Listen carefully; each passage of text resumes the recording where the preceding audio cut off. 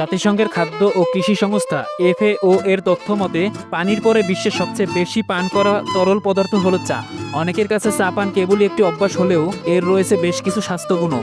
চায়ের মধ্যে শরীরে রোগ প্রতিরোধ ক্ষমতা বাড়াতে এবং সাথে সুস্বাস্থ্যের জন্য জরুরি উপাদান অ্যান্টিঅক্সিডেন্ট থাকে, ফলে চা পান করলে স্নায়ু আরাম পায়। এছাড়া চা মনকে চাঙ্গা করে, শরীর সতেজ করে এবং কর্মক্ষমতা বাড়ায়। চা যে মানুষের স্নায়ুকে শান্ত করে সে বিষয়টি বেশ কিছু গবেষণাতেও পাওয়া গেছে। এতে দেখা গেছে অস্বস্তিকর পরিস্থিতিতে ভেষজ চা পানকারীদের তুলনায় নিয়মিত চা পানকারীরা তুলনামূলক শান্ত প্রতিক্রিয়া দেখায়। চা যে কেবল মানসিক চাপ কমায় তাই নয়, বিভিন্ন গবেষণায় রোগ প্রতিরোধ ক্ষমতা বৃদ্ধিতেও চা পানের উপকারিতার দিকটি উঠে এসেছে। 2009 সালে প্রকাশিত এক গবেষণায় দেখা গেছে প্রতিদিন কয়েক কাপ চা পানের ফলে ডায়াবেটিসের ঝুঁকি কমে যায়। চা পানের আরেকটি উপকারিতা হলো হৃৎপিণ্ডের সুরক্ষা।